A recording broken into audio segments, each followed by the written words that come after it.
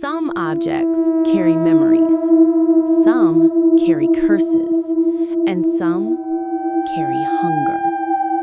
This is the story of Nadia, a young woman whose fascination with the past led her to something she should never have touched, a mirror that was not hers to own. Scene 1. The Antique Shop.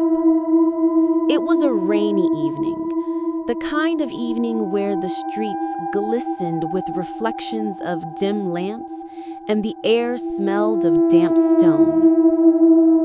Nadia walked quickly, her umbrella nearly turning inside out from the sudden gusts of wind.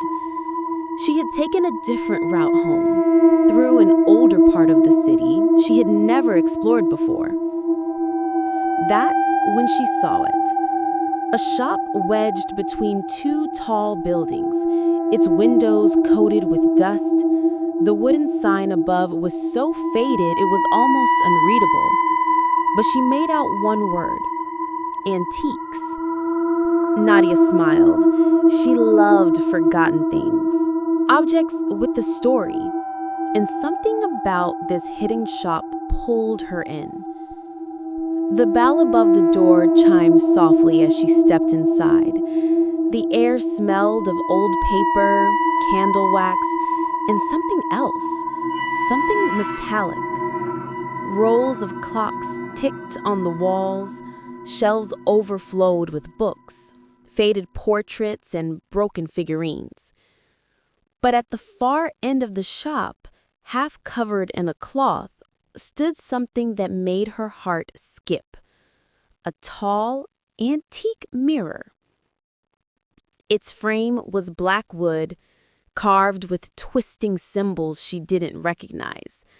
The glass seemed impossibly clear, almost alive.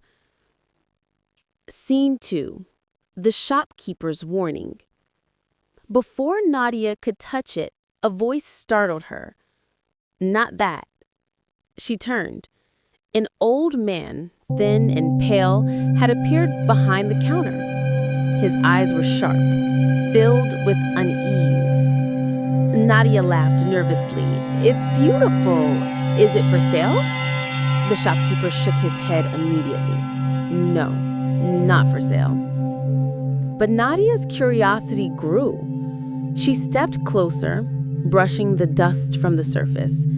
The mirror reflected her perfectly, but for the briefest second, she thought her reflection blinked a moment after she did. She frowned. Maybe it was just the poor lighting. "How much?" she asked, ignoring the man's warning.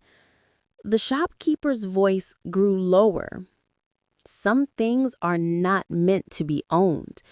That mirror..." He paused as though deciding whether to continue. Finally, he whispered, "Never look into it at night." Nadia tilted her head, half amused. "That sounds like a story you tell to scare children." She slipped money onto the counter, more than enough. The shopkeeper's lips tightened. His hand trembled as he took it. "Then take it," he muttered. "But remember what I said. Midnight is when the mirror is most alive." Scene 3. The mirror in her room. That night, Nadia and a delivery boy carried the heavy mirror into her apartment. She placed it in her bedroom opposite her bed. By day, it was stunning. It seemed to brighten the room, reflecting every detail with unnatural clarity. She stood before it, adjusting her hair, smiling. For a moment, she felt strangely watched. But she shook it off. It was just a mirror. Scene 4. The first night.